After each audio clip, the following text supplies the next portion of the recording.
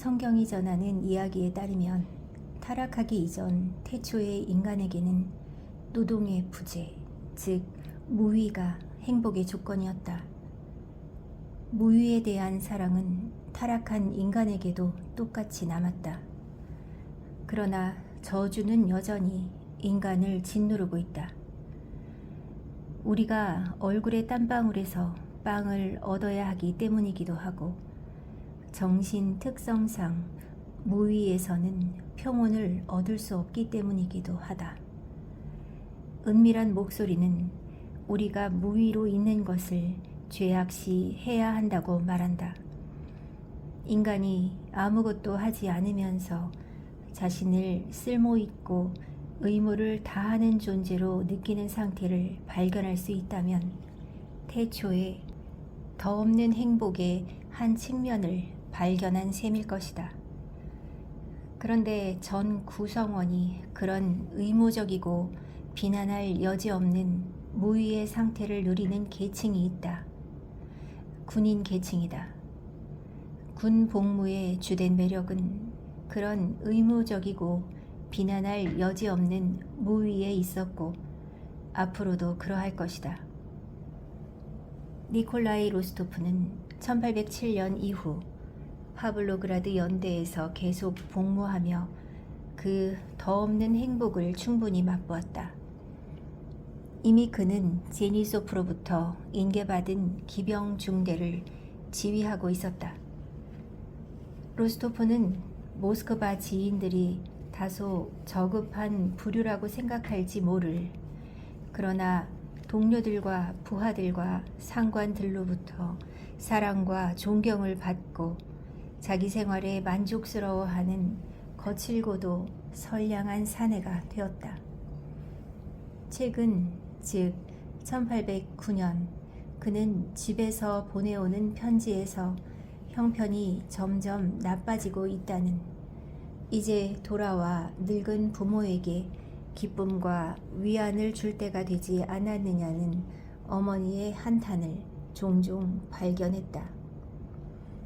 니콜라이는 이 편지들을 읽으면서 두려움을 느꼈다. 세상의 모든 혼란을 피해 조용하고 평화롭게 사는 이 환경으로부터 사람들이 자기를 끌어내려 한다는 두려움이었다.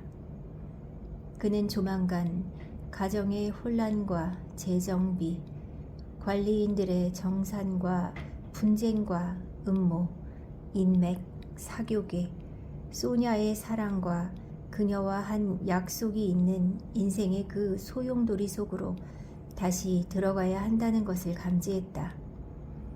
그 모든 것이 끔찍할 정도로 어렵고 복잡했다. 그래서 어머니의 편지에 사랑하는 어머니로 시작하여 어머니의 순종적인 아들로 끝나는 냉담하고 고전적인 편지로 답하고 언제 돌아갈지에 대해서는 침묵했다. 1810년 그는 부모로부터 나타샤와 볼콘스키의 약혼이며 노 공작의 반대로 결혼식은 한 해 뒤에 한다는 것을 알리는 편지를 받았다. 그 편지는 니콜라이에게 슬픔과 모욕을 안겨주었다. 첫째, 그는 가족들 가운데 가장 사랑하는 나타샤를 집에서 떠나보내는 것이 섭섭했다. 둘째, 경기병의 관점에서 자신이 그 자리에 없었던 것이 유감스러웠다. 자신이 그 볼콘스키라는 자에게 그와의 인척관계가 그리 대단한 영광도 아니며 나타샤를 사랑한다면 미치광이 아버지의 허락은 없어도 된다는 점을 알려주었을 것이기 때문이다. 그는 약혼한 나타샤를 보기 위해 휴가를 신청해야 하지 않을까 잠시 망설였다. 그런데 마침 기동 훈련도 다가오고 소냐와 혼란스러운 상황에 대한 생각도 떠올라 다시 휴가를 연기했다. 그러나 그해 봄에 그는 어머니가 백작 몰래 쓴 편지를 받았고 그 그 편지가 그를 집으로 돌아가도록 설득했다. 그녀는 니콜라이가 와서 일을 처리해 주지 않으면 모든 영지가 경매에 붙여지고 다들 거지가 될 것이라고 썼다. 백작이 너무 나약한 데다 미첸카를 너무 신뢰하고 너무 착한 탓에 또 모든 이들이 그를 너무도 속인 탓에 모든 것이 점점 더 악화되고 있었다. 제발 너에게 간절히 부탁하마. 만일 나를 비롯해 모든 가족을 불행하게 만들고 싶지 않다면 당장 돌아와다오. 백작 부인은 그렇게 썼다. 그 편지는 니콜라이에게 영향을 미쳤다.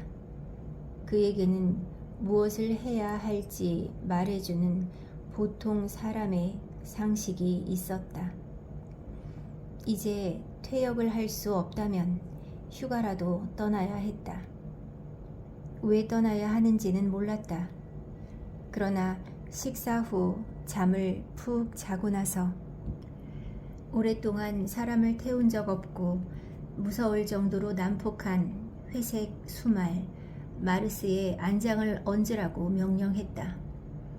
그러고는 땀에 흠뻑 젖은 수말을 몰고 숙소에 돌아와 라브루시카, 제니소프의 하인은 로스토프의 곁에 계속 남았다.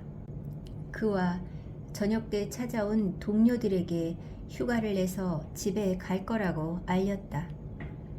자신이 특히 관심을 갖고 있는 것, 즉 최근의 기동 훈련으로 자신이 기병 대위로 승진할지 아니면 안나 훈장을 받을지 사령부의 확인을 받지 못한 채 떠난다고 생각하면 괴롭고 이상한 기분이 들었지만 골루홉스키 백작에게 젓갈색 말 3필, 폴란드 백작이 팔려고 하는 그리고 로스토프가 2,000 루블에 팔아보겠다고 내기를 건 그 말을 팔지 않고 그냥 떠난다 생각하면 이상한 기분이 들었지만 그들은 판나 보르조좁스카에게 무도회를 열어준 창기병들을 괴롭히기 위해 경기병들이 판나 푸샤즈제스카를 위해 열기로 한 무도회가 자기도 없이 진행되리라는 것이 이해할 수 없는 일처럼 느껴졌지만 그는 그 분명하고 멋진 세계에서 벗어나 어딘가로 모든 것이 부질없음과 혼돈에 지나지 않는 그곳으로 떠나야 한다는 것을 알았다. 일주일 후 휴가증이 나왔다. 연대뿐 아니라 여단에서도 동료 경기병들이 한 사람당 15루블씩 비용을 대어 로스토프에게 만찬을 베풀어 주었다. 두 악단이 연주를 하고 두 합창단이 노래를 불렀다. 로스토프는 바소프 대령과 트레파크를 추었다. 취한 장교들은 로스토프를 행갈에 치고 얼싸 안았다가 떨어뜨렸다. 3중대의 병사들은 한 번 더 그를 행갈에 치며 우라 하고 함성을 질렀다. 그런 다음 로스토프를 썰매에 태워 첫 번째 역까지 배웅했다. 그러나 그렇듯 여정의 절반인 크레멘추크에서 키예프까지 로스토프의 모든 생각은 여전히 그의 뒤쪽 기병중대에 머물러 있었다. 그러나 절반을 넘어서자 어느새 그는 젓갈색 말 3필과 기병 특무상사와 판나 보르조좁스카를 잊기 시작했고 오트라드 노예에서 무엇을 발견할지 그곳이 어떻게 되어 있을지 불안한 마음으로 스스로에게 묻기 시작했다. 집이 가까워질수록 그는 더욱더 강하게, 훨씬 더 강하게 도덕적 감정도 거리에 제곱에 반비례하는 인력의 법칙에 종속되어 있는 듯 했다. 강하게 집에 대해서 생각했다. 오트라드 노예를 앞둔 마지막 역참에서 그는 마보에게 보드카 값으로 3루블을 주었다. 그리고 사내 아이처럼 숨을 헐떡이며 집의 현관 계단을 뛰어 올라갔다. 만남의 벅찬 기쁨 다음에, 그리고 기대한 것과 다른 이상 야릇한 불만의 감정 다음에 니콜라이는 집이라는 옛 세계에 완전히 익숙해졌다. 아버지와 어머니는 여전했고 다만 약간 늙었을 뿐이었다. 그들에게서 새로운 점은 어떤 불안과 이따금의 불화였다. 니콜라이는 곧 그것이 열악한 재정 형편에서 비롯되었음을 알아차렸다. 소냐는 어느새 20살이었다. 그녀는 더 이상 아름다워지기를 멈추었다.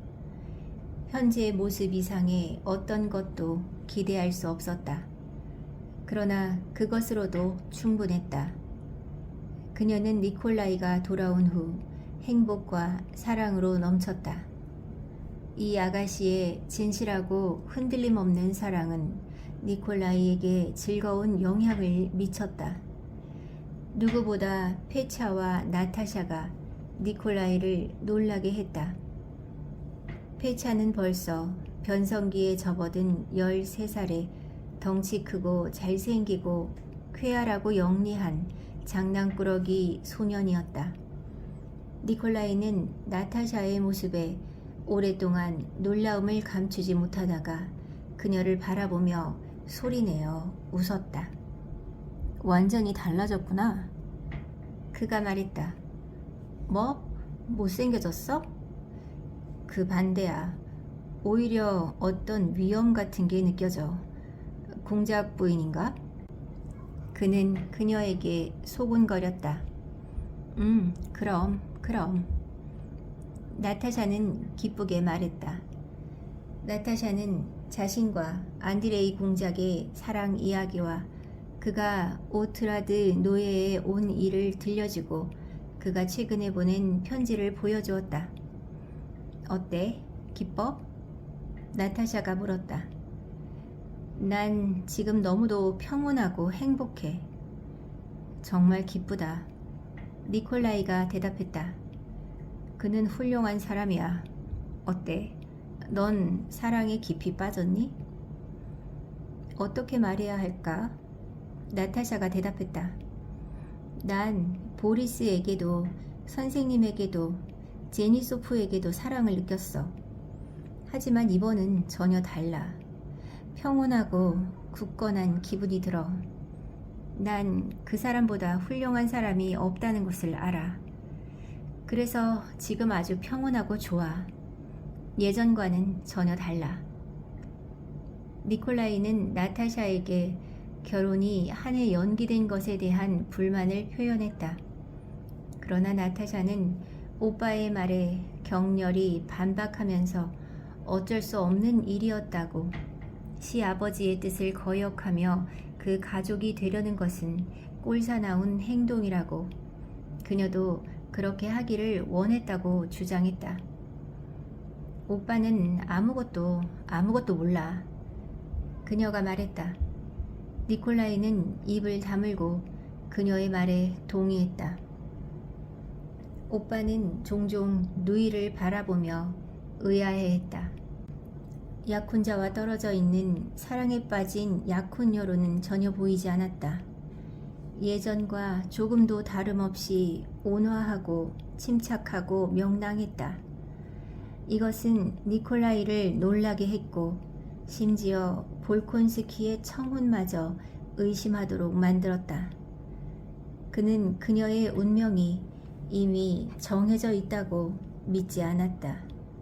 하물며 그녀와 안드레이 공작이 함께 있는 모습을 본 적도 없었다. 그는 계속 이 예정된 결혼에 무언가 잘못된 구석이 있는 것 같다고 생각했다. 왜 연기했을까? 왜 약혼식을 올리지 않았지? 그는 생각했다. 언젠가 누이에 대해 어머니와 이야기를 나누었을 때 그는 어머니도 똑같이 때때로 마음 깊은 곳에서 그 결혼을 의심스럽게 보고 있음을 발견하고 놀라움과 약간의 만족을 느꼈다. 그가 이렇게 썼단다. 그녀는 모든 어머니가 딸이 장차 누릴 행복한 결혼에 대해 품기 마련인 악 감정을 숨긴 채 안드레이 공작의 편지를 아들에게 보여주며 말했다. 12월 전에는 못 온다고 말이야. 도대체 무슨 일이 그를 그렇게 붙잡아둘 수 있을까? 틀림없어. 병 때문이야. 건강이 아주 안 좋아. 나타샤에게는 말하지 마라. 그 애가 명랑하다고 생각하지 마. 그 애는 처녀 시절의 마지막 시간을 보내고 있어. 난 그의 편지를 받을 때마다 그 아이에게 무슨 일이 일어나는지 잘 안다. 하지만 별일 없을 거다. 모든 게 다 잘 될 거야. 그녀는 늘 그렇게 말을 맺었다. 그는 훌륭한 사람이야.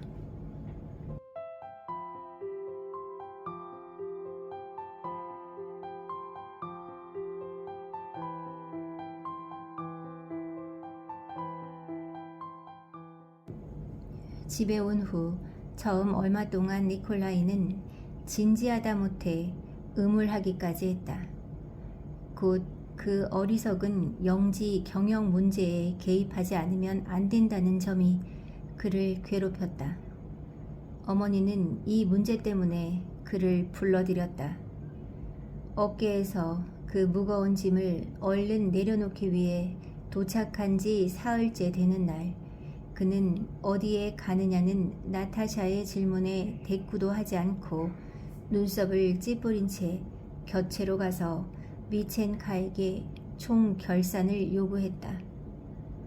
이 총 결산이 무엇인지에 대해 니콜라이는 겁에 질려 어찌할 바 모르는 미첸카보다도 훨씬 더 무지했다. 미첸카의 이야기와 회계 보고는 오래 계속되지 못했다. 곁의 대기실에서 기다리던 촌장과 농민 대표와 지방 서기는 처음에 젊은 백작이 점점 더 높아지는 듯한 목소리로 으르렁거리고 포효하는 것을 두렵고 흡족한 마음으로 들었으며, 연이어 빗발치듯 쏟아지는 욕설과 무시무시한 말을 들었다. 강도, 은혜도 모르는 놈, 이 개새끼를 난도질해 버릴 테다. 아버지 몰래 도둑질이나 하고 악당 같으니. 그 다음 이 사람들은 얼굴이 온통 벌겋게 달아오르고 눈에 핏발이 선 젊은 백작이 미첸카의 목덜미를 움켜잡고 질질 끌어내 말을 하는 사이 간간히 적당한 때를 골라 발과 무릎으로 매우 날렵하게 미첸카의 엉덩이를 걷어차면서 꺼져, 더러운 놈. 여기에 내 놈의 냄새도 남기지 마. 라고 고함치는 모습을 조금 전 못지않게 두렵고도 흡족한 마음으로 지켜보았다. 미첸카는 쏜살같이 6계단을 훌쩍 뛰어내려 꽃밭으로 달아났다. 그 꽃밭은 오트라드 노예에서 죄인들을 위한 구원의 장소로 알려져 있었다. 미첸카도 시내에서 만취하여 돌아올 때면 이 꽃밭에 숨곤 했으며, 미첸카로부터 몸을 숨기려는 오트라드 노예의 많은 주민들도 이 꽃밭이 지닌 구원의 힘을 알았다. 놀란 얼굴을 한 미첸카의 아내와 처제들이 방문 뒤에서 현관 방으로 몸을 쑥 내밀었다. 방 안에는 깨끗한 사모바르가 끓고 한껏 높인 관리인의 침대에는 조각보로 기워 만든 누비 이불이 깔려 있었다. 젊은 백작은 그들에게 신경도 쓰지 않고 숨을 헐떡이면서 단호한 걸음으로 옆을 지나쳐 집으로 들어갔다. 하녀들을 통해 겨체에서 일어난 일을 즉각 알게 된 백작 부인은 한편으로 이제 형편이 틀림없이 좋아질 것이라는 점에서 마음을 놓았으나 다른 한편으로 아들이 이 일을 어떻게 견디어낼지 걱정스러웠다. 그녀는 여러 번 발 뒤꿈치를 들고 그의 방에 살금살금 다가갔다가 그가 연이어 파이프를 뻑뻑 피워대는 소리를 들었다. 다음날 노 백작이 아들을 따로 불러 겸연쩍은 미소를 지으며 말을 건넸다. 그게 말이다 얘야. 넌 공연히 혈기를 부린 거다. 미첸카에게 전부 들었다. 나도 알아. 니콜라이는 생각했다. 이곳 이 어리석은 세계에서 나는 결코 아무것도 이해하지 못하리라는 걸. 넌 그가 그 700루블을 기입하지 않은데 화를 냈지. 그 금액은 2월 되었단다. 내가 그 다음 장을 보지 않은 거야. 아버지, 그자는 더러운 놈이에요. 도둑이라고요. 전 알아요. 그리고 이미 끝난 일입니다. 아버지가 원하지 않으시면 저도 그자에게 아무 말 하지 않겠습니다. 아니다 얘야. 백작은 당황스럽기도 했다. 그는 자신이 아내의 재산을 잘 관리하지 못해 아들에게 미안한 짓을 했다고 느꼈지만 어떻게 바로잡아야 할지 몰랐다. 아니다. 부탁하마. 맡아다오. 난 늙고 아니에요 아버지. 제가 아버지께 불쾌한 짓을 했다면 용서해 주세요. 전 아버지보다 잘하지 못합니다. 그따위 것들, 그 농부들이니 돈이니 2월이니 하는 것들은 악마나 가져가라지. 그는 생각했다. 예전에 카드 6장으로 하는 노름에서 귀퉁이를 접는 의미가 뭔지는 이해했지만 2월이라니 도통 모르겠어. 그는 속으로 이렇게 중얼거렸고 그 후로 더 이상 영지 경영에 개입하지 않았다. 다만 어느 날 백작 부인이 아들을 자기 방으로 불러 자신이 안나 미하일로브나의 2000루블짜리 어음을 갖고 있다고 알리며 이것을 어떻게 처리하면 좋을지 그의 생각을 물었다. 어떻게 하냐면 말이죠. 니콜라이가 대답했다. 어머니는 이 문제가 제게 달렸다고 말씀하셨어요. 전 안나 미하일로브나를 좋아하지 않아요. 보리스도 좋아하지 않고요. 하지만 한때 우린 친구였고 또 가난하잖아요. 이렇게 하죠. 그러더니 어음을 찢어버렸다. 이러한 행동은 백작 부인으로 하여금 기쁨의 눈물을 흘리게 했다. 이 일이 있고 난 후 젊은 로스토프는 더 이상 경영에 개입하지 않고 그에게 아직은 새로운 일, 즉 노백작의 집에서 대규모로 꾸미는 개 사냥에 열정적으로 매달렸다.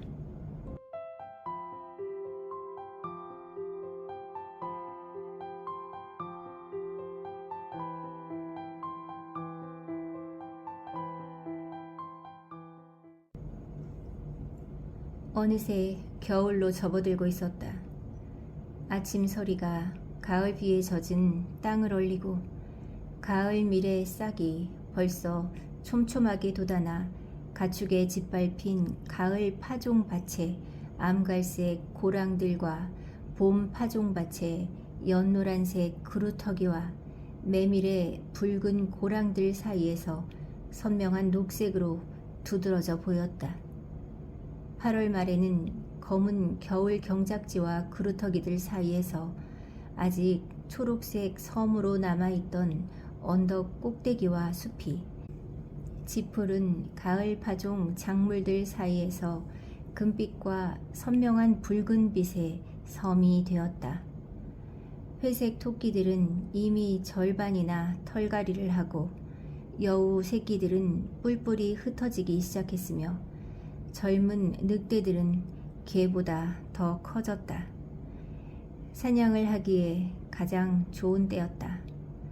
열정적인 젊은 사냥꾼인 로스토프의 개들은 이미 사냥에 알맞은 체격이 된 데다 발덫이 날 정도였기에 사냥꾼 전체 회의에서 개들에게 사흘간 휴식을 주고 9월 16일에 아직 사람의 손을 타지 않은 늑대 새끼들이 있는 참나무 숲을 시작으로 사냥을 떠난다는 결정이 내려졌다. 9월 14일의 상황은 그랬다. 그날 온종일 사냥대는 집에 머물렀다. 살이 에일 듯 추운 날씨였다. 그러나 저녁부터 하늘이 구름으로 뒤덮이고 따뜻해졌다.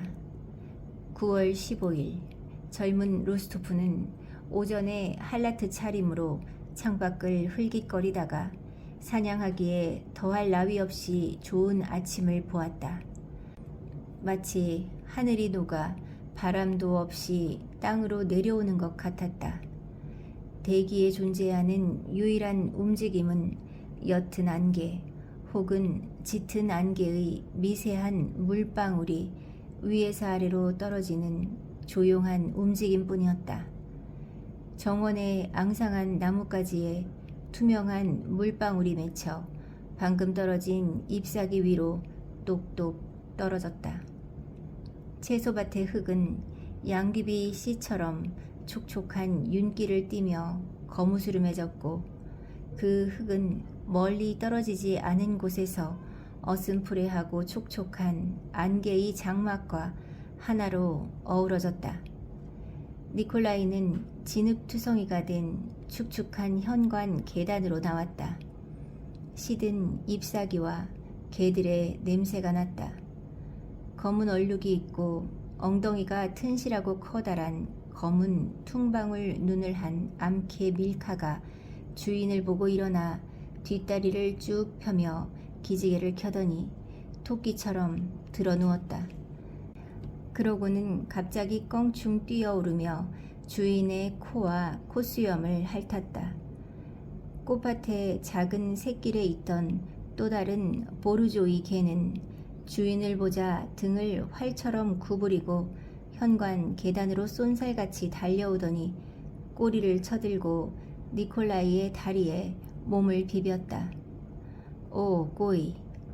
그때 가장 깊은 베이스 음과 가장 높은 테너 음을 합친 도저히 흉내낼 수 없는 사냥꾼의 외침이 들렸다. 뒤이어 집 모퉁이에서 사냥개 감독이자 사냥꾼인 다닐로가 나왔다. 하얗게 센 우크라이나풍 단발머리에 얼굴이 주름투성이인 사냥꾼은 한 손에 구부러진 사냥 채찍을 쥐고서 세상 모든 것에 대한 경멸과 독립적 기질이 뒤섞인 사냥꾼들만의 표정을 짓고 있었다. 그는 주인 앞에서 케르체스 모자를 벗고 주인을 가소로운 듯 바라보았다. 주인은 그 경멸에 모욕을 느끼지 않았다. 니콜라이는 모든 것을 경멸하고 모든 것 위에 서 있는 이 다니엘로도 자신의 농노이자 사냥꾼이라는 것을 알았다. 다니엘로, 니콜라이가 말했다. 그는 이 사냥 날씨와 이 개들과 사냥꾼들을 보고 자신이 벌써부터 억누를 수 없는 사냥의 기분에 휩싸인 것이 겸연쩍었다.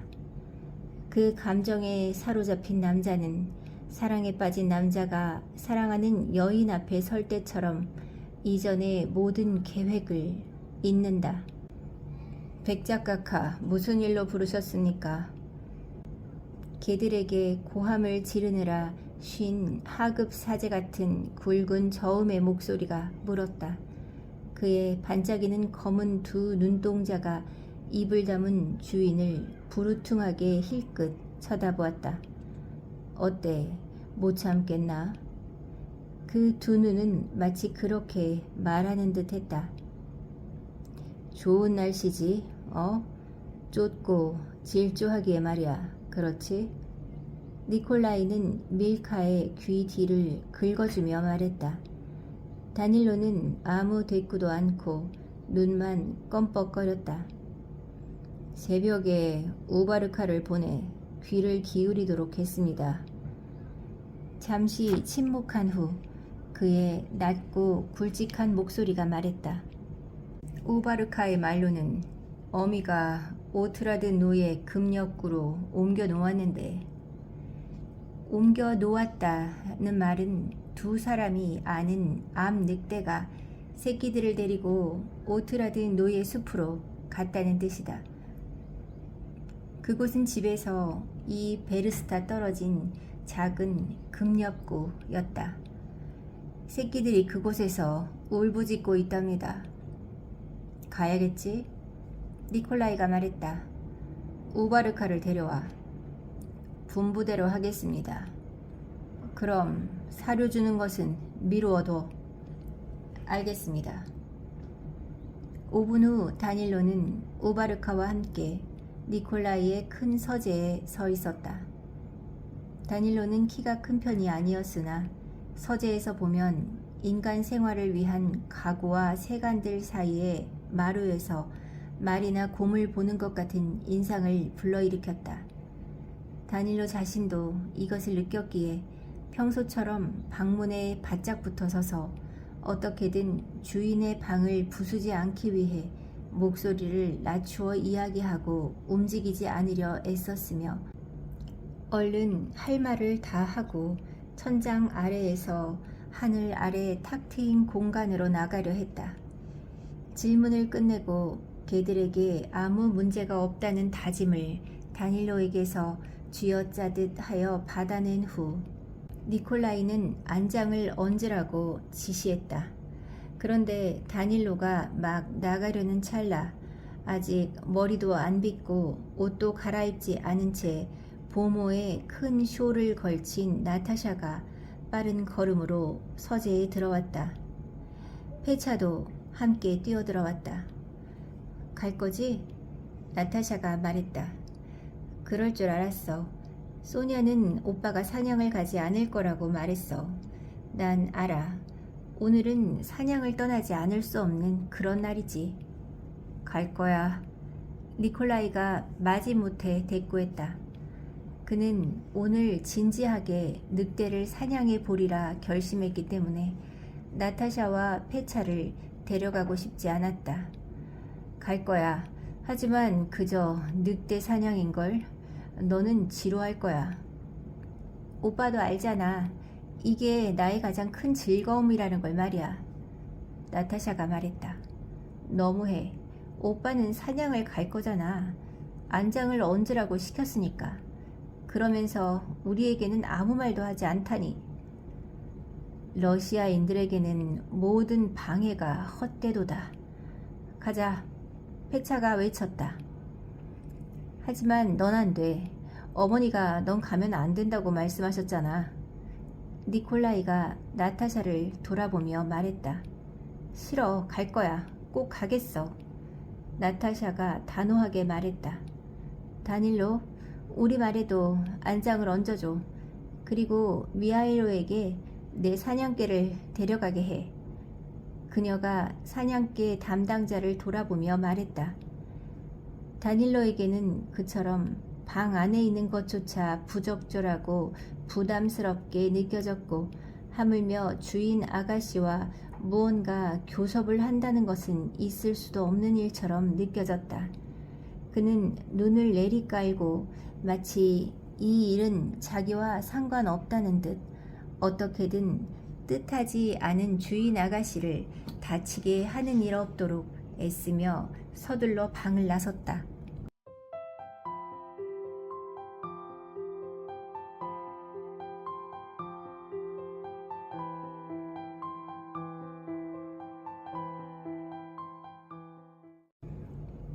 늘 대규모 사냥을 해오다 이제 사냥에 대한 전반적인 감독을 아들에게 맡긴 노백작도 이날 9월 15일 들뜬 기분으로 떠날 채비를 했다. 1시간 후 사냥대 전체가 현관 계단 앞에 모였다. 이제 사소한 일에 신경 쓸 겨를이 없다고 말하는 엄격하고 진지한 표정으로 니콜라이는 그에게 뭔가 이야기하는 나타샤와 페차의 옆을 지나쳤다. 그는 사냥의 모든 부분을 점검하고 사냥개들과 사냥꾼들을 우회로로 앞서 보낸 뒤 돈 지방의 적황색 말을 타고 사냥개들을 휘파람으로 이끌며 탈곡장을 지나 오트라드노의 급력구로 이어지는 들판을 향했다. 노백작의 말인 작은 갈색 거세마 비플란캬를 끌고 가는 사람은 백작의 마부였다. 노백작은 그에게 할당된 짐승들의 은밀한 통로를 향해 작은 드로시키를 타고 곧장 가기로 되어 있었다. 6명의 사냥개 감독과 사냥개 담당이 끌고 간 개는 전부 54마리였다. 보르조이 개로 사냥하는 사람은 주인들 외에도 8명이 더 있었고 그들 주위에서 40마리 이상의 보르조이 개들이 달렸다. 주인의 사냥개들과 합쳐 130여 마리의 개와 20명의 말탄 사냥꾼들이 들판으로 나온 셈이었다. 개들은 저마다 주인과 자기 이름을 알았다. 사냥꾼들도 저마다 임무와 장소와 역할을 알았다. 울타리를 벗어나자마자 다들 잡음과 대화를 뚝 그치고 노트 라드노의 숲으로 이어지는 길과 들판을 따라 고르고 침착하게 사이를 벌리며 퍼져나갔다. 말들은 길을 가로지를 때 이따금 물 웅덩이에서 첨벙거리기도 하며 모피 깔개 위를 걷듯 들판을 지나갔다. 안개 낀 하늘이 눈에 띄지 않게 차분히 계속 땅을 향해 내려왔다. 대기는 잠잠하고 따뜻하고 고요했다. 이따금 사냥꾼들의 휘파람 소리, 말들의 콧김 소리, 채찍 소리, 혹은 제자리를 벗어난 개들의 날카로운 비명 소리가 들렸다. 일 베르스타를 나아가기도 전에 로스토프 사냥대의 맞은편으로 개들을 거느린 말탄 사람 5명이 안개 사이에서 모습을 드러냈다. 맨 앞에는 희끗희끗한 호수염을 덥수룩하게 기른 활기차고 잘생긴 노인이었다. 안녕하세요, 아저씨. 노인이 다가오자 니콜라이가 말했다. 당연하지. 내 그럴 줄 알았다. 아저씨. 그는 먼 친척으로 로스토프가에 그다지 부유하지 않은 이웃이었다. 말했다. 못 참을 줄 알았어. 가는 게 좋아. 당연하지. 이것은 아저씨가 입버릇처럼 하는 말이었다. 지금 당장 급력구를 차지해. 우리 기르치크가 보고한 바로는 일락인가 사람들이 사냥대를 이끌고 코르니키에 머물고 있다는구나. 그자들이 내 늑대 새끼들을 코앞에서 가로챌지도 모른다. 당연하지. 그곳으로 가는 중입니다. 어때요? 사냥개들을 합칠까요? 니콜라이가 물었다. 합치는 게... 아저씨와 니콜라이는 사냥개들을 합치고 나란히 말을 달렸다. 쇼를 감고 그 아래로 생기 넘치는 얼굴과 반짝이는 눈동자를 드러낸 나타샤가 그녀 옆을 떠나지 않는 페차와 함께 그들을 향해 말을 몰고 왔다. 보모의 지시로 그녀를 돌보기 위해 나선 사냥꾼이자 조마사인 미하일로도 뒤를 따랐다.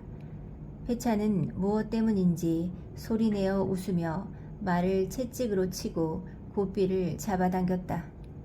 나타샤는 검은 아랍치크 위에 능숙하고 자신만만하게 앉아 정확한 손놀림으로 손쉽게 고삐를 죄어 말을 세웠다. 아저씨는 페차와 나타샤를 못마땅하게 쳐다보았다. 놀이를 사냥이라는 진지한 일과 뒤섞고 싶지 않았던 것이다. 안녕하세요, 아저씨. 우리도 가요. 페차가 소리쳤다. 반갑다. 반가워. 그건 그렇고 개들을 밟아 죽이면 안 된다. 아저씨가 엄하게 말했다. 니콜렌카, 투르닐라는 정말 사랑스러운 개야. 날 알아봤어. 나타샤가 좋아하는 사냥개에 대해 말했다. 무엇보다 투르닐라는 개가 아니야. 사냥개라고. 니콜라이는 이런 생각을 하며 엄한 눈초리로 누이를 힐끗 쳐다보았다.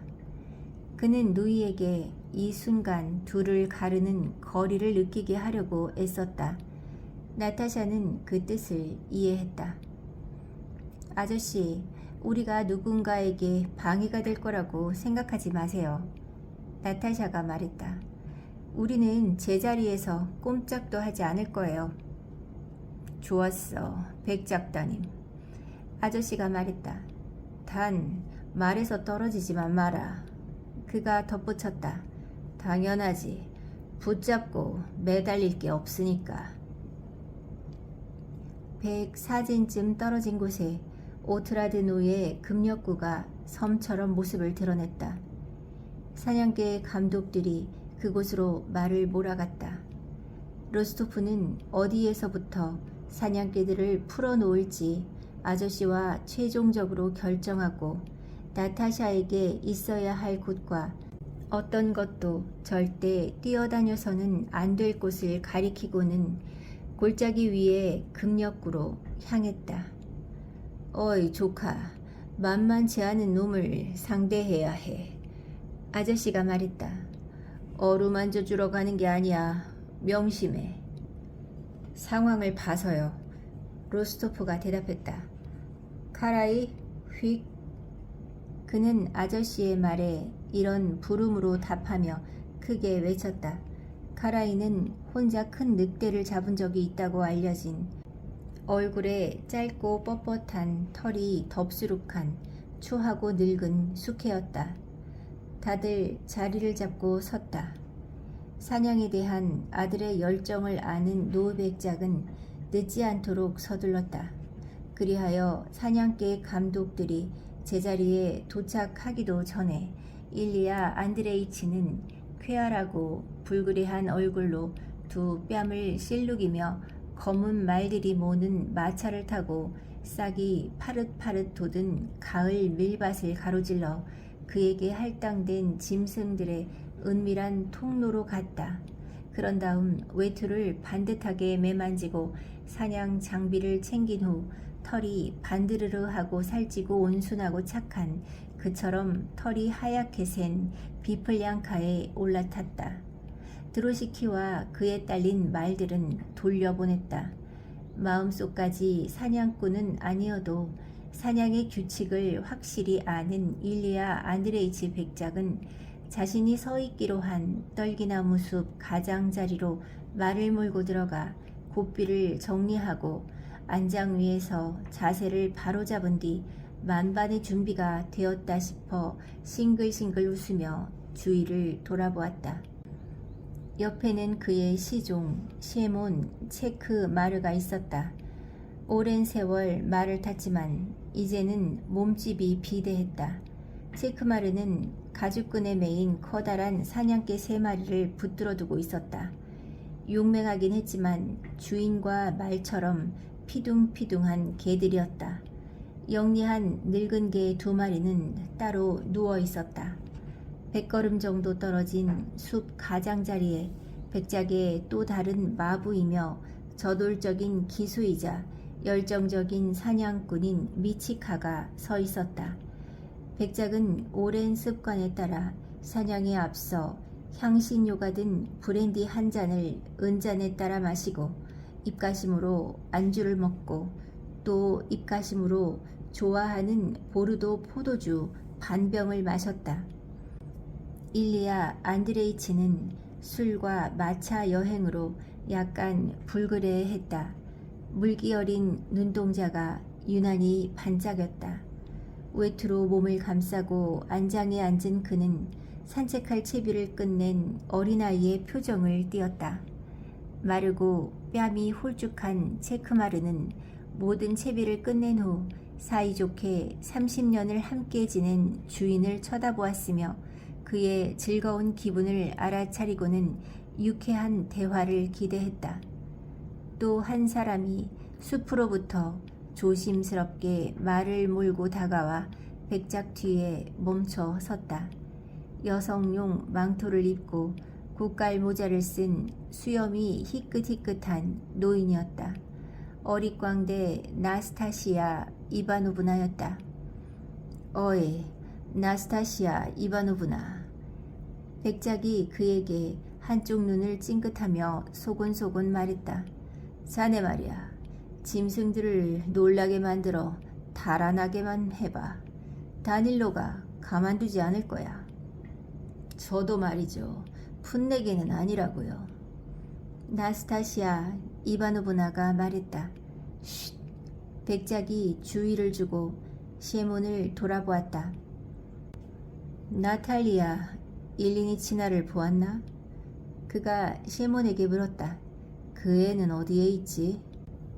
아가시와 표르트 일리이치는 자러보 덤불의 바로 맞은편에 계십니다. 셰몬은 빙그레 웃으며 대답했다. 숙녀분인데도 열의가 대단합니다. 놀라지 않았나 셰몬? 그 애가 말 타는 모습에 말이야. 어떤가? 백작이 말했다. 여느 남자 못지않지. 어떻게 놀라지 않겠습니까? 대담하고 민첩합니다. 그런데 니콜라샤는 어디에 있지? 레아덥스키 언덕에 있나? 백작이 계속 소곤거리며 말했다. 그렇습니다. 그분은 어디에 있어야 할지 아시니까요. 승마 기술에 대해 어찌나 세세하게 아시는지 저와 다닐로도 종종 깜짝 놀란다니까요. 셰몬은 주인의 비위를 맞추는 법을 알았기에 이렇게 말했다. 잘 타지? 말 위에서는 어떤가? 완전히 그림 같습니다. 얼마 전 자바르진스키 덤불 속의 여우를 몰 때처럼요. 굉장한 기세로 질주하셨죠. 말이 1000루블인데 말 탄 사람은 값을 매길 수가 없었습니다. 네, 그런 훌륭한 젊은이는 찾아보기 힘들죠. 찾아보기 힘들다. 백작은 셰몬의 말이 그렇게 금방 끝나 아쉬운 듯 되풀이했다. 찾아보기 힘들지. 그는 외투의 앞깃을 젖혀 코담배 갑을 꺼내며 말했다. 얼마 전 훈장을 전부 달고 교회 밖으로 나오실 때 미하일 시도리치가. 셰몬은 말을 끝맺기도 전에 고요한 대기에서 기껏해야 2~3마리 사냥개가 짖는 소리와 더불어 또렷하게 울리는 사냥감 몰이 소리를 들었다. 그는 고개를 숙이고 가만히 귀를 기울이며 주인에게 말없이 경고의 손짓을 했다. 새끼들을 발견했군요. 그가 속삭였다. 야덥스키로 곧장 향하고 있습니다. 백작은 얼굴에서 웃음을 거두는 것은 잊은 채 숲속의 좁은 길을 따라 멀리 앞쪽을 바라보았으며 냄새를 맡지도 않으면서 손에 코 담뱃갑을 계속 쥐고 있었다. 개 짖는 소리에 이어 다닐로가 저음의 뿔피리를 불어 늑대를 쫓고 있음을 알리는 소리가 들려왔다. 사냥개들은 처음에 3마리 개와 합류했고 늑대 모리의 신호인 으르렁대는 독특한 소리와 함께 목청껏 울부짖는 소리가 들렸다. 사냥개 감독들은 더 이상 고함을 지르지 않고 울유루 하는 소리를 냈다. 모든 목소리 가운데 때로는 굵고 낮은, 때로는 날카롭고 가는 다닐로의 목소리가 두드러졌다. 다닐로의 목소리는 온 숲을 가득 채운 뒤 숲을 빠져나가 저 멀리 들판으로 울려 퍼지는 것 같았다. 몇 초 동안 가만히 귀를 기울이던 백작과 마부는 사냥개들이 2 무리로 나뉘었다고 확신했다. 유난히 격렬하게 지저대는 큰 무리는 점차 멀어졌고 다른 무리는 숲을 통과하여 백작을 지나쳐 빠르게 달렸다. 그 무리에서 율유루 하는 다닐로의 목소리가 들렸다. 이 2 추격조는 하나로 합하여 물 흐르듯 이동하다 둘 다 멀어졌다. 세묘는 한숨을 쉬고 개의 가죽끈을 바로 잡으려고 허리를 굽혔다. 백작도 한숨을 내쉬었다. 그러다가 손에 들린 코담배 갑을 알아채고 뚜껑을 열어 한 줌 꺼냈다. 제자리로. 세모는 덤불 밖으로 나간 숙회에게 호통을 쳤다. 백작은 부르르 떨다가 코 담뱃갑을 떨어뜨렸다. 나스타시아 이바브노브나가 말에서 내려 그것을 집으려 했다. 백작과 세모는 그를 바라보았다. 종종 있는 일이지만 마치 개 짖는 소리와 다닐료의 울류류 소리가 바로 앞에서 나기라도 한 듯 늑대 모는 소리가 갑자기 순식간에 가까워졌다. 백작은 주위를 둘러보다가 오른쪽에서 미치카를 보았다. 그는 휘둥그레진 눈으로 백작을 쳐다보고 모자를 들어 올리며 반대편 앞쪽을 가리켰다. 조심하세요. 미치카가 외쳤다. 벌써 한참 전부터 이 한마디가 고통스럽게 밖으로 내보내달라고 간절히 매달렸을 것처럼 들리는 목소리였다. 그러고는 개를 풀고 백작을 향해 빠른 속도로 말을 몰았다. 백작과 세모는 덤불 밖으로 달려나오다가 왼편에서 늑대를 보았다. 늑대는 부드럽게 몸을 흔들며 그들 왼편으로 그들이 서 있던 덤불을 향해 조용히 달려왔다. 사나운 개들이 날카롭게 짖어댔다. 개들은 가죽끈에서 벗어나 말들의 다리를 지나쳐 늑대에게로 내달렸다. 늑대는 질주를 멈추고 협심증으로 고통스러워하는 것처럼 이마가 넓은 머리를 개들 쪽으로 불편하게 돌리고는 여전히 부드럽게 몸을 흔들면서 한 번 또 한 번 펄쩍 뛰어오르더니 꼬리를 흔들고 덤불 속으로 자취를 감추었다. 그 순간 맞은편 덤불에서 슬피 우는 듯한 포효와 함께 첫 번째, 두 번째, 세 번째 사냥개가 허둥지둥 뛰쳐나왔고 모든 사냥개들이 들판으로 늑대가 달려간 바로 그 장소로 질주했다. 사냥개들에 이어 개암나무 수풀이 양옆으로 갈라지며 땀으로 거무스름해진 다닐로의 갈색 말이 나타났다.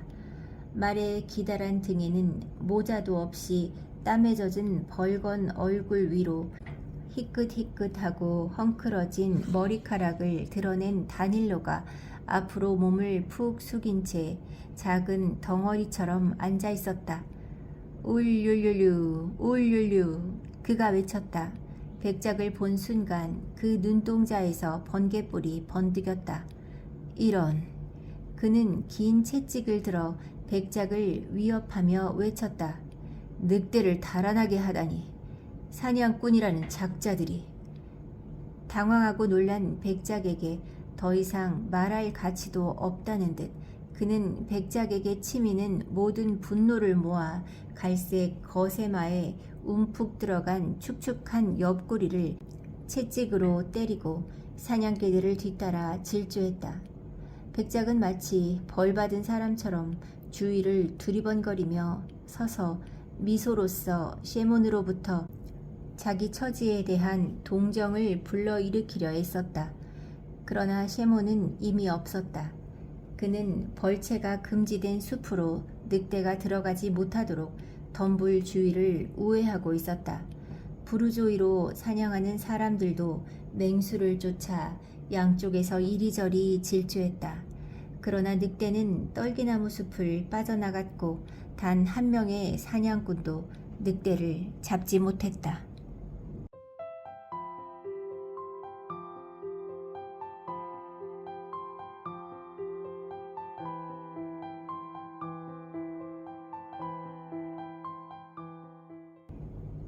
한편 니콜라이 로스토프는 맹수를 기다리며 제자리를 지켰다. 추격이 가까워지고 멀어지는 것으로부터 그가 아는 개들의 소리로부터 사냥개 담당자들의 목소리가 커지고 멀어지는 것으로부터 그는 섬에서 무슨 일이 일어나는지 감지할 수 있었다. 그는 섬에 새끼 어린 늑대와 큰 늙은 늑대가 있다는 것을 알았다. 사냥개들이 두 무리로 나뉘었다는 것을, 어디에선가 추격이 벌어지고 있다는 것을, 무언가가 잘못되었다는 것을 알았다. 그는 매 순간 맹수가 자기 쪽으로 오기를 기다렸다.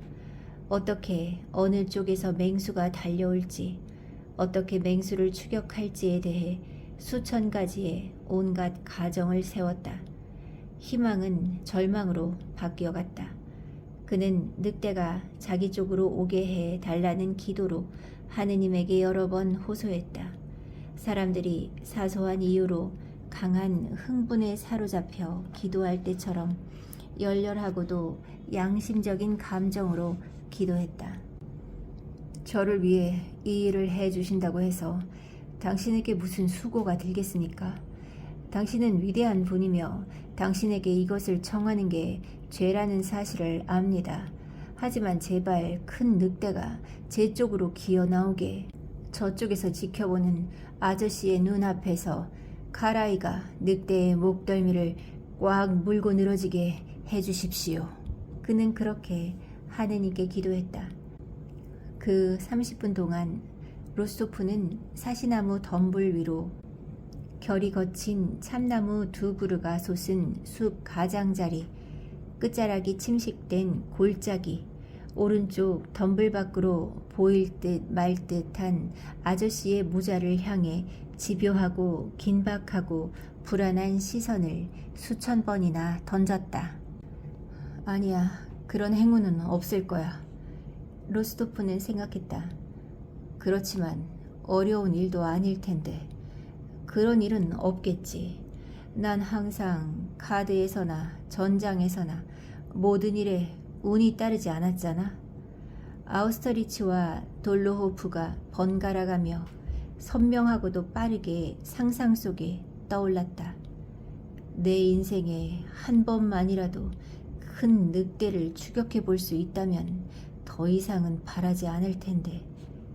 그는 청각과 시각을 긴장시킨 채 왼쪽을 돌아보다가 다시 오른쪽을 돌아보며 늑대 모는 소리에 아주 작은 기척에도 귀를 기울이면서 생각했다.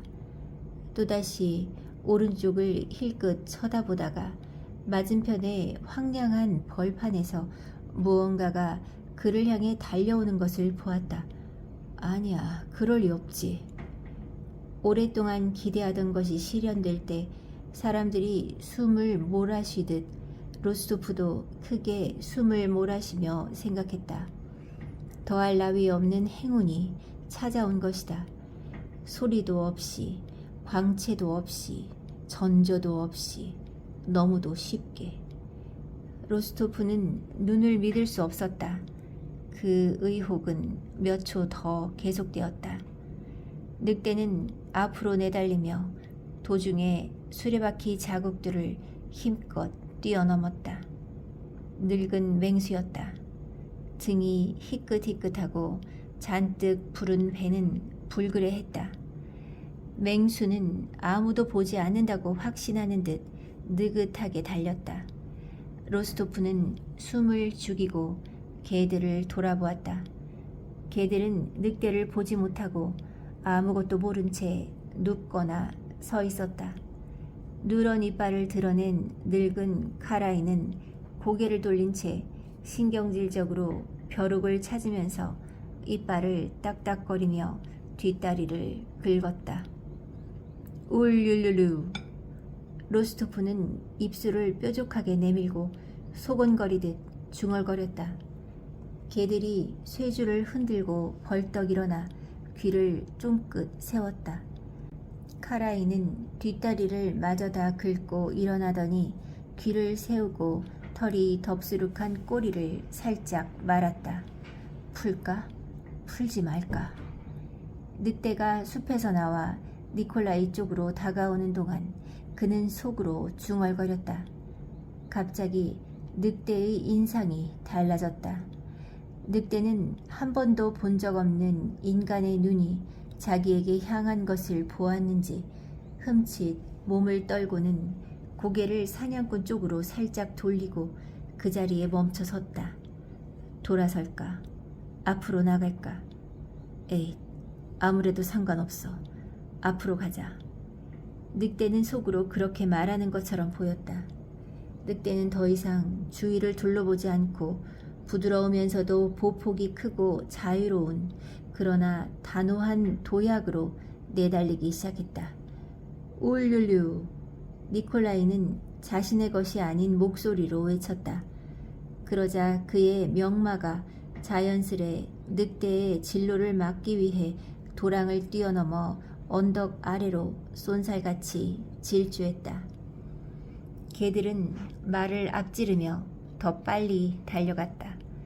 니콜라이는 자신의 외침을 듣지 못했으며 자신이 말을 타고 달리는 것도 느끼지 못했다. 개도 자신이 달리고 있는 곳도 보지 못했다.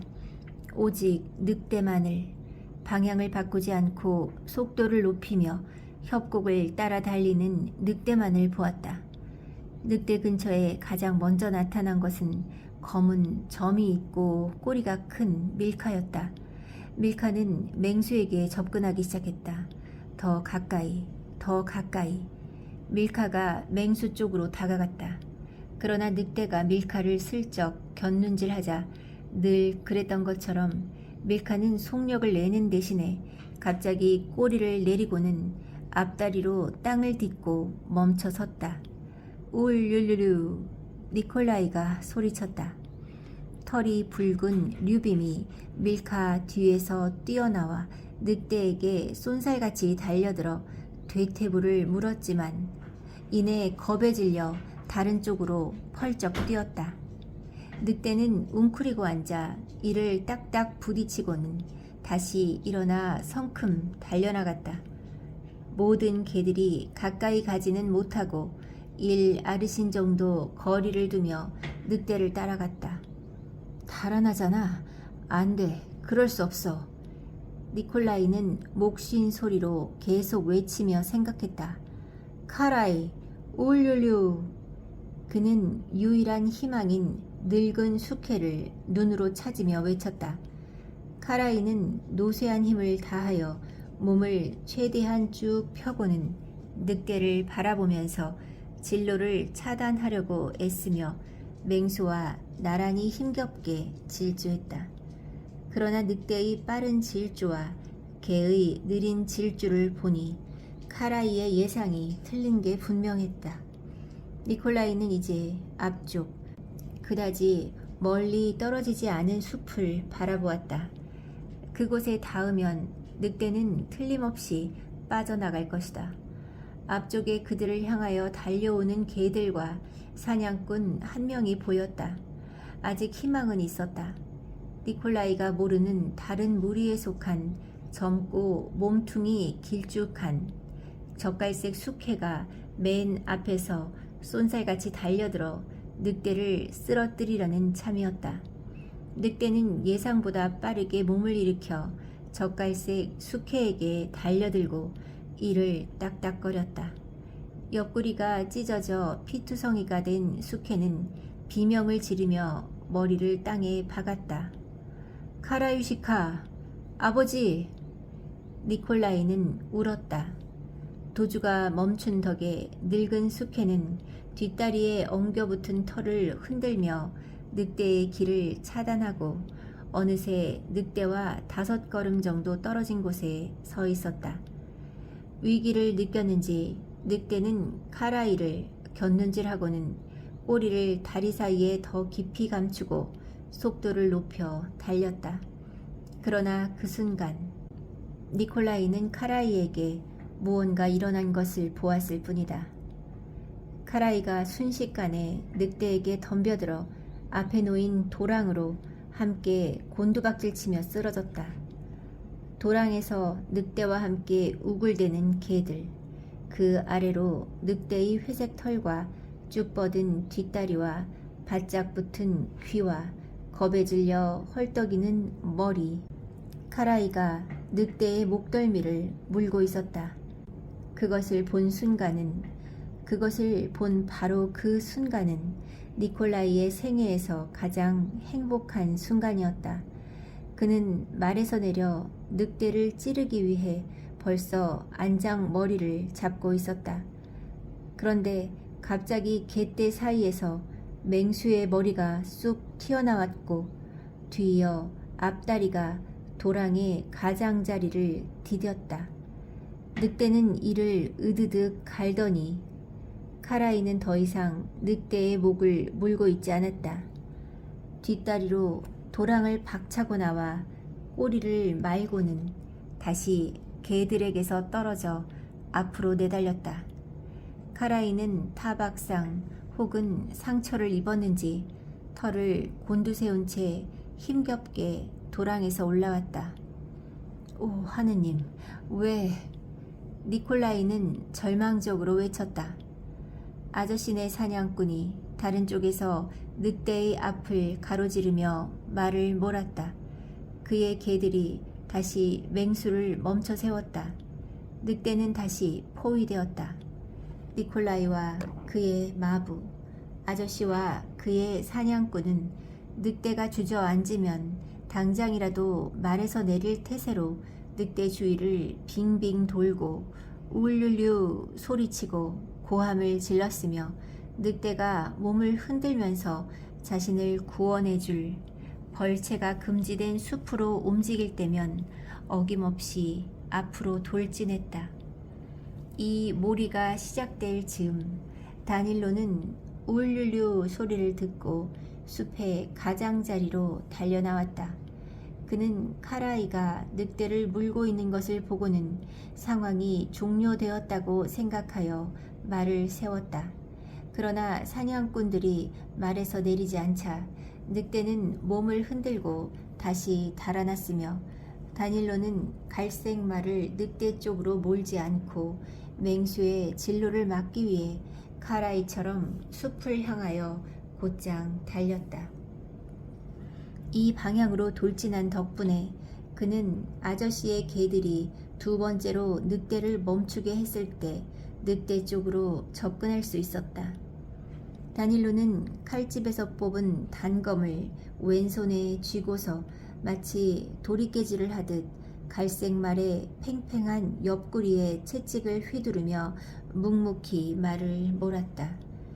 니콜라이는 갈색 말이 세차게 숨을 몰아쉬고 헐떡이며 옆을 지나칠 때에야 비로소 다닐로를 보고 그 기척을 들었다.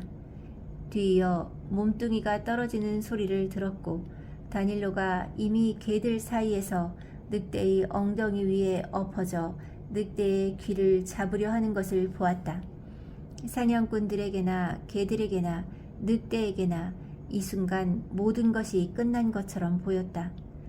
맹수는 두려운 듯 귀를 납작 붙이고 일어서려 기를 썼지만 개들이 달라붙었다. 다닐로는 몸을 약간 일으켜 쓰러질 듯 한 걸음을 내딛고는 휴식을 위해 들어 눕기라도 하듯 체중을 전부 실으며 늑대 위에 엎드려 귀를 잡았다. 니콜라이는 늑대를 찌르고 싶었다. 그러나 다닐로가 그럴 필요 없어요. 묶읍시다. 라고 소곤거리고 자세를 바꾸어 한쪽 발로 늑대의 목을 밟았다. 그들은 늑대의 입에 막대기를 밀어넣고 말에 재갈을 물리듯 가죽끈으로 동여맨 후 다리를 묶었다. 그런 다음 다닐로는 늑대를 옆으로 이리저리 두어 번 굴렸다. 행복하고도 기진맥진한 얼굴로 그들은 힝힝거리며 뒷걸음질 치는 말 위에 큰 늑대를 산채로 얹고는 늑대를 향해 날카롭게 짖어대는 개들을 이끌고 모두가 모이기로 한 장소로 갔다. 사냥개들은 새끼 늑대 2마리를 잡았고 보르조이 개들은 3마리를 잡았다. 사냥꾼들은 포획물과 이야깃거리를 가지고 모여들었으며 다들 큰 늑대를 보러 다가왔다. 늑대는 입에 막대기를 문 채 이마가 넓은 머리를 축 늘어뜨리고서 유리 같은 큰 눈동자로 자신을 에워싼 사람들과 개들의 무리 전체를 응시했다. 사람들이 건드리면 늑대는 묶인 다리를 부르르 떨며 사납게 그러면서도 순박하게 모두를 바라보았다. 일리아 안드레이치 백작도 말을 몰고 다가와 늑대를 만져보았다. 오, 굉장히 큰 늑대군. 그가 말했다. 그렇지. 그는 옆에 서 있던 다닐로에게 물었다. 큽니다, 백작각하. 다닐로가 황급히 모자를 벗으며 대답했다. 백작은 자신이 놓친 늑대며 다닐로와 충돌한 일을 기억해냈다. 하지만 이보게, 자네의 성깔이 있더군. 백작이 말했다. 다닐로는 아무 말도 못하고 부끄러운 듯 어린아이처럼 유순하고 즐거운 미소를 지을 뿐이었다.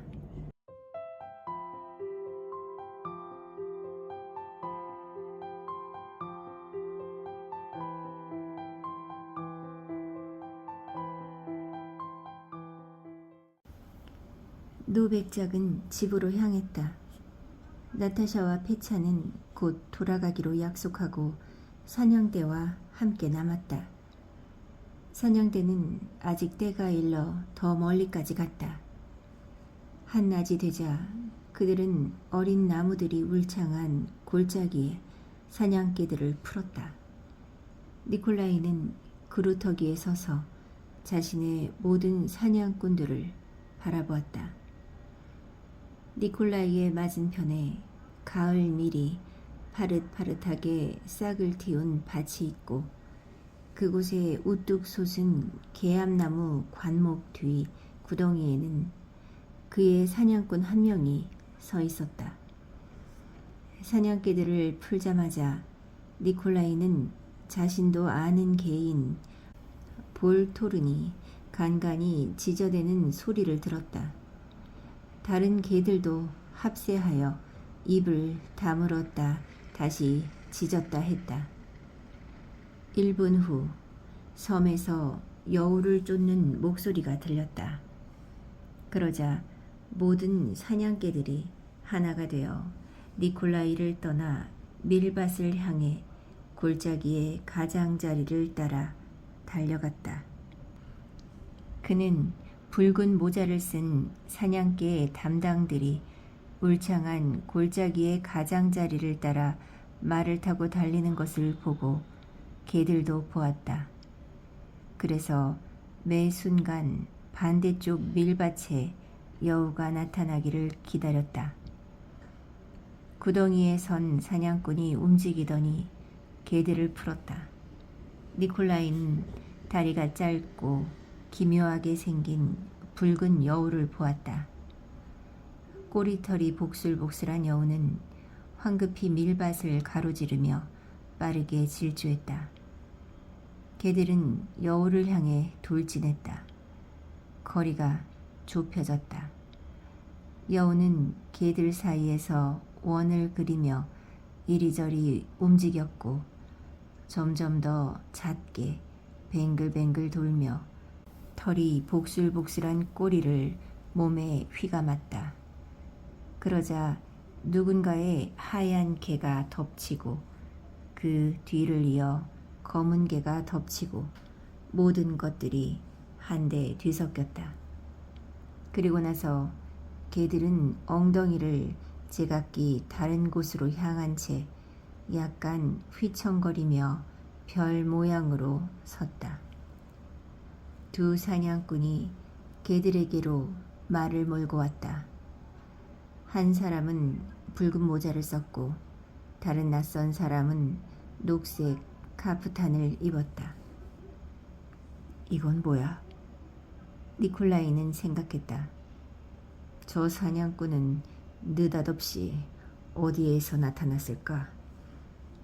아저씨의 사냥꾼도 아닌데. 사냥꾼들은 개들로부터 여우를 잡아챘다. 말에서 내린 그들은 여우를 안장 끝에 비끄러매지 않고 오랫동안 서 있었다. 그들 주위로 고삐에 매인 말들이 돌출된 안장을 얹은 채 서 있고 개들은 누워 있었다. 사냥꾼들은 두 손을 흔들며 여우를 가지고 무언가를 했다. 그곳에서 뿔피리 소리, 즉 싸움을 알리는 정해진 신호가 들렸다. 일락인의 사냥꾼과 우리 이반이 무언가를 두고 다투네요. 니콜라이의 마부가 말했다.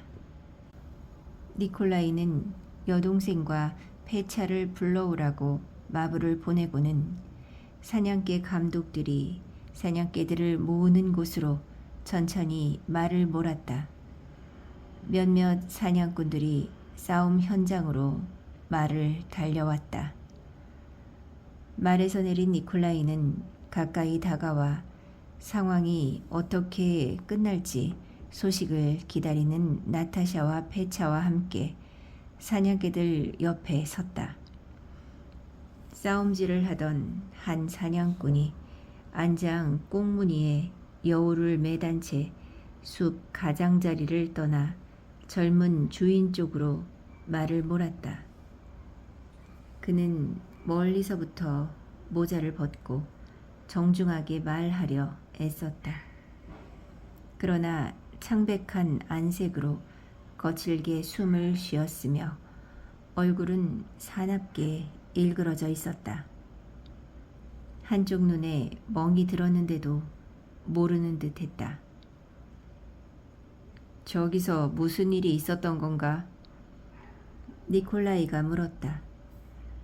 글쎄, 저자가 우리 사냥개들이 덮친 여우를 죽이려 들지 않겠습니까?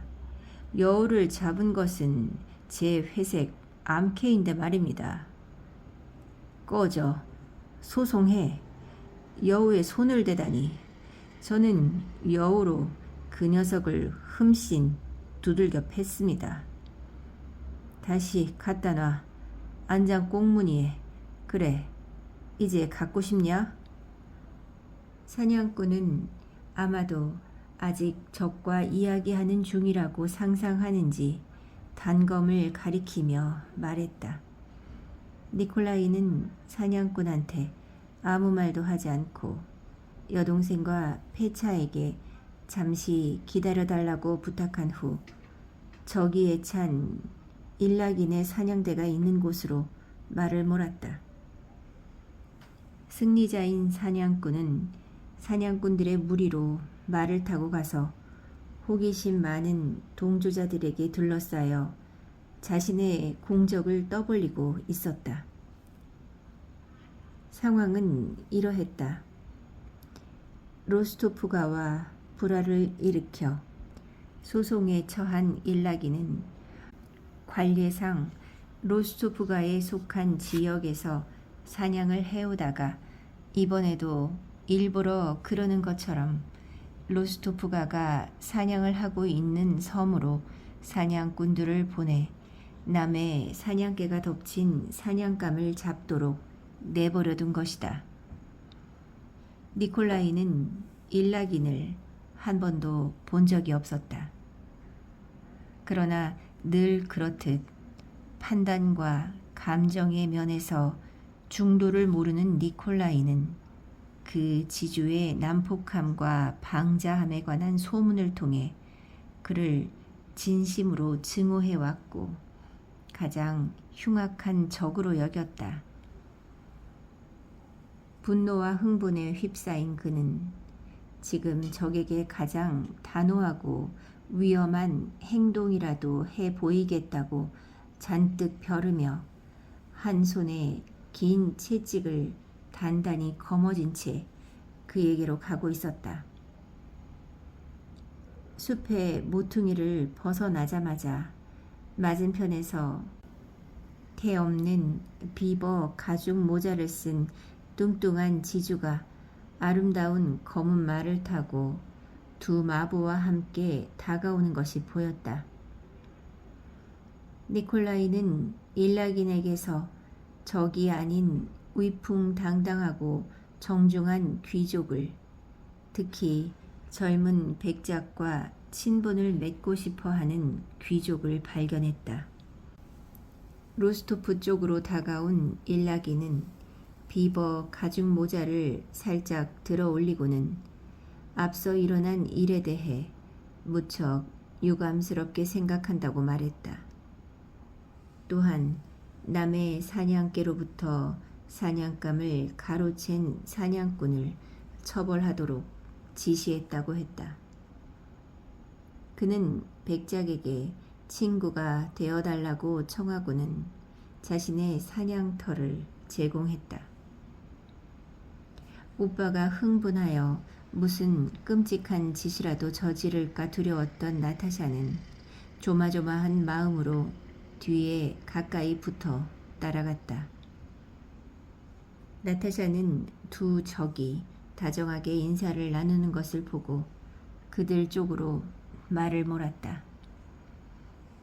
일라기는 나타샤 앞에서 비버 가죽 모자를 더 높이 치켜 올리고는 유쾌한 미소를 지으며 사냥에 대한 열정으로 보나 소문을 통해 숱하게 들은 미모로 보나 백작 영애가 다이아나를 그대로 보여주는 것 같다고 말했다. 일라기는 자신의 사냥꾼이 저지른 죄를 씻기 위해 로스토프에게 1베르스타 정도 떨어진 자기 영지의 산 기슭으로 같이 가자고 청했다.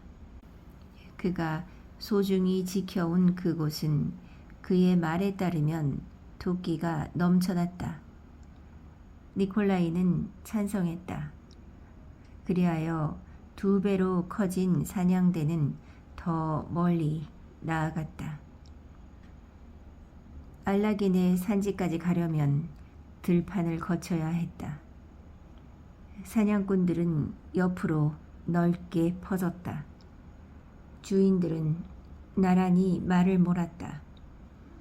아저씨와 로스토프와 일라기는 다른 사람들이 눈치채지 못하게 쓰면서 서로의 개들을 몰래 흘깃거리고 그 중에서 자기 개들과 견줄 만한 적수를 불안한 눈초리로 탐색했다. 로스토프는 일라긴의 사냥개들 중 작고 순종적이고 몸통이 가느다란 그러나 강철같이 단단한 근육과 좁은 낯짝과 검은 통방울 눈을 가진 붉은 점박이 암캐의 아름다움에 특히 깊은 인상을 받았다. 일라긴의 개들이 재빠르다는 소문은 들었다. 그는 이 아름다운 암캐를 자기 개 밀카의 적수로 보았다. 일라긴이 말을 꺼내 올해의 수확에 대해 진중한 대화를 나누던 중 니콜라이는 일라긴의 붉은 점박이 암캐를 가리켰다. 당신의 저 암캐는 좋은 개로군요. 그는 무심한 투로 말했다. 날렵하죠? 저 개 말인가요? 네, 좋은 개입니다. 잘 잡아요. 일라기는 붉은 점박이 개 예르자에 대해 태연한 목소리로 말했다. 그는 한 해 전 이 개를 얻기 위해 세 가구의 농노들을 이웃에 넘겼다. 그런데 백작, 수확량에 대해서는 자랑할 만한 게 없습니까?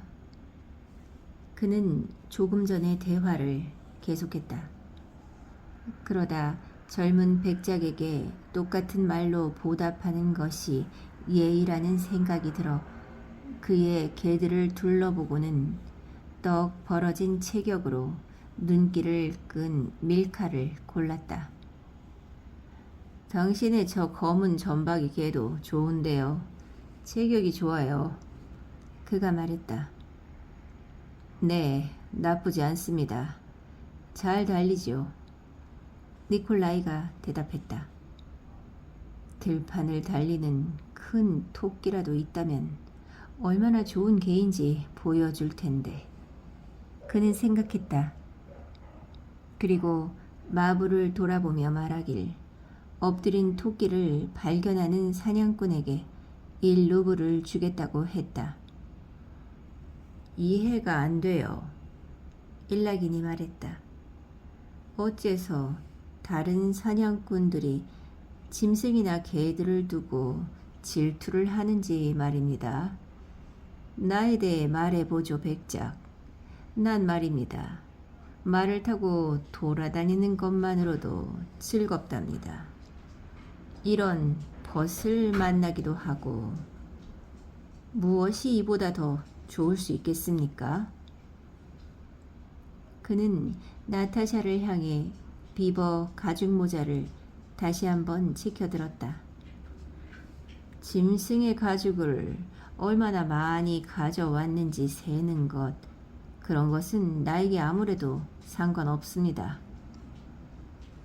그렇긴 합니다. 또는 짐승을 잡은 것이 내 개가 아니라 남의 개였다고 해서 불쾌해하는 것은 나로서는 그저 사냥감을 모으는 광경을 황홀하게 지켜볼 뿐입니다. 그렇지 않습니까, 백작? 그리고 나의 견해로는 잡아라. 그때 멈춰서 있던 보르조이 개를 데리고 사냥하는 사냥꾼들 속에서 한 명이 소리를 길게 내려 외치는 소리가 들렸다. 그는 긴 채찍을 든 채 낮은 둔덕 위에 그루터기에 서서 길게 내린 소리로 한 번 더 같은 말을 되풀이했다. 잡아! 그 소리와 위로 치켜든 채찍은 엎드린 토끼를 눈앞에서 보고 있다는 의미였다. 아, 찾았나 봅니다. 일락인이 무심하게 말했다. 어때요? 같이 몰아볼까요, 백작? 네, 당연히 가야죠. 그럼 같이 가실까요? 니콜라이는 예르자와 아저씨의 붉은색 개 루가이를 이제까지 한 번도 자신의 개들과 나란히 달려본 적 없는 두 경쟁자를 응시하며 대답했다. 그런데 저 녀석들이 우리 밀카를 가뿐히 앞질러 버리면 어쩌지? 그는 아저씨와 일락인과 나란히 토끼 쪽으로 접근하며 생각했다. 큰 놈인가? 일락이는 토끼를 발견한 사냥꾼에게 다가가 이렇게 묻고 다소 흥분한 기색으로 예르자를 돌아보며 휘파람을 불었다. 미하일 니카노리치, 당신은... 그가 아저씨를 돌아보았다. 아저씨는 눈살을 찌푸리며 말을 몰았다. 무엇하러 내가 끼어들겠소? 당신들의 개는 당연하잖소. 당신들은 개 한 마리에 마을 하나를 통째로 넘기잖소. 당신의 개들은 수천 루블짜리인데 당신들이나 개들을 겨뤄 보시구려. 난 구경이나 하겠소. 루가이, 자. 그가 소리쳤다. 루가 유시카. 그는 그 붉은 숙회에게 거는 기대와 애정을 자기도 모르게 이런 애칭으로 표현하며 덧붙였다. 나타샤는 이 두 노인들과 오빠의 감추어진 흥분을 보고 느끼면서 자기도 흥분하고 있었다. 사냥꾼은 낮은 둔덕 위에 채찍을 들고 서 있었고 주인들은 그를 향해 천천히 말을 몰았다. 지평선에서 달리던 사냥개들은 토끼에게서 떨어져 방향을 틀었다. 주인이 아닌 사냥꾼들 역시 그곳에서 물러났다. 모든 것이 천천히 질서정연하게 움직였다. 토끼의 머리가 어느 쪽을 향하고 있나? 니콜라이는 토끼를 발견한 사냥꾼에게서 100발짝가량 떨어진 지점에 이르자 이렇게 물었다. 그러나 사냥꾼이 미처 대답을 하기도 전에 내일 아침 닥칠 혹한을 감지한 토끼가 더 엎드려 있지 않고 팔짝 뛰었다. 쌍쌍이 줄에 매어 있던 사냥개 무리는 사납게 짖으며 토끼를 쫓아 산 아래로 질주했다. 가죽끈에 매어 있지 않던 보르조이 개들은 사방에서 사냥개와 토끼 쪽으로 돌진했다. 이제까지 천천히 움직이던 그 사냥꾼들과 사냥개 담당들은 멈춰! 하는 호령과 함께 개들의 목줄을 풀어주고 보르조이로 사냥을 하는 사람들은 잡아! 하는 호령과 함께 개들을 내보내면서 다들 들판을 가로질러 말을 달렸다.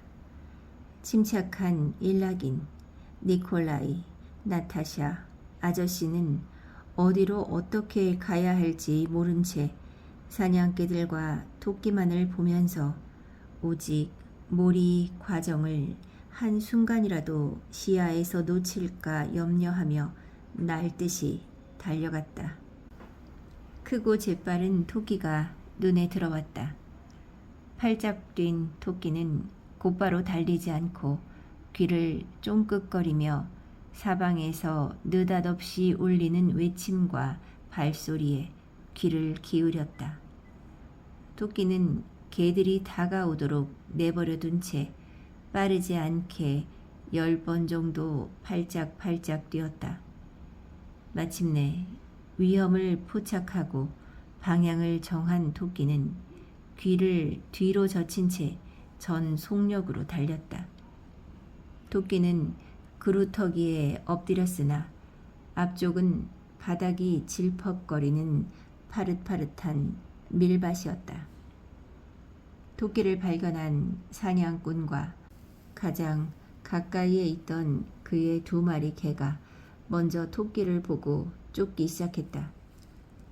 그러나 그 개들은 아직 토끼 근처에도 가지 못했는데 뒤에서 일락인의 붉은 점박이 예르자가 날듯이 달려나와 개 1마리 길이만큼 떨어진 곳까지 접근했다. 그러고는 토끼의 꼬리를 노리면서 무시무시할 정도로 속력을 내더니 토끼를 잡았다고 생각하며 대굴대굴 굴렀다. 토끼는 등을 활처럼 구부리고 더욱 속력을 높였다.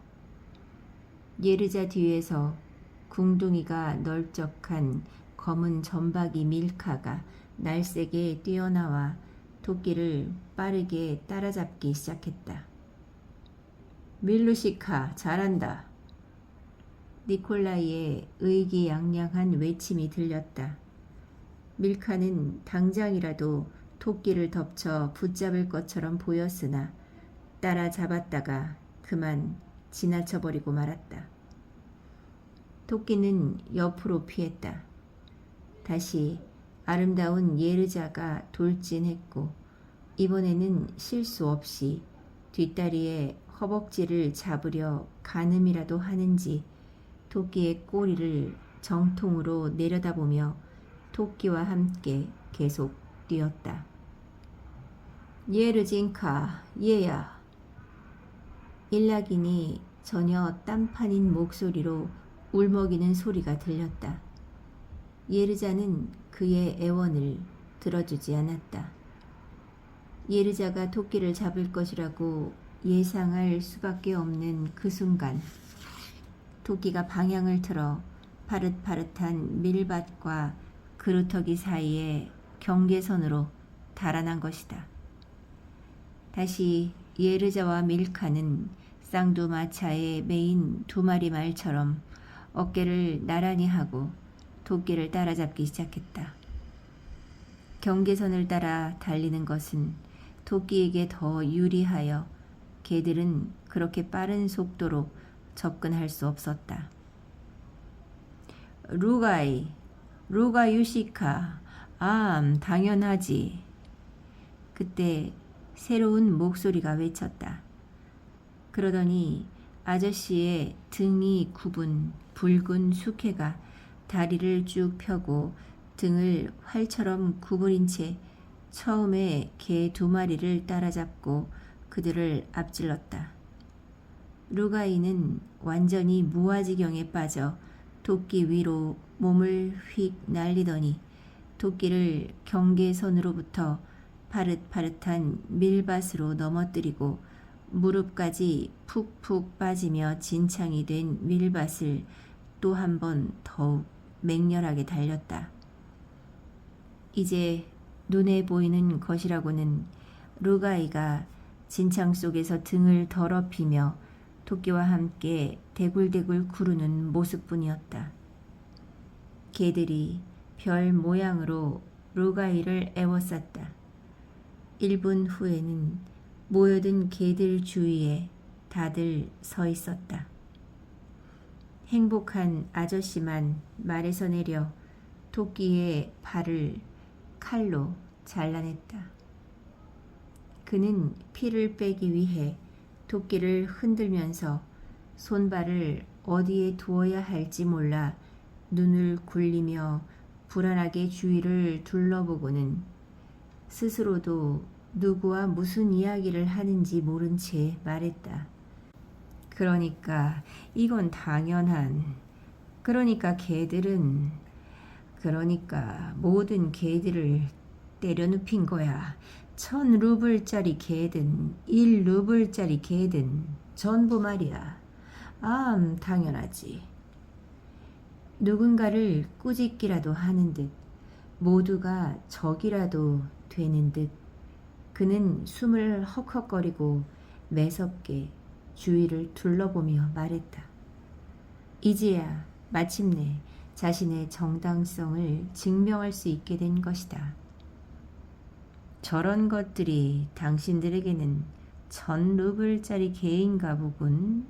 당연해. 루가이, 자, 발이다. 그는 흙이 묻은 잘라낸 발을 던지며 말했다. 넌 상을 받을 만해. 당연하지. 이 녀석 완전히 녹초가 됐군. 혼자서 3번이나 몰았으니. 니콜라이는 누구의 말에도 귀를 기울이지 않고 또 남들이 듣든 말든 신경 쓰지 않고 말했다. 저놈이 끼어들었다니까요. 일락인의 마부가 말했다.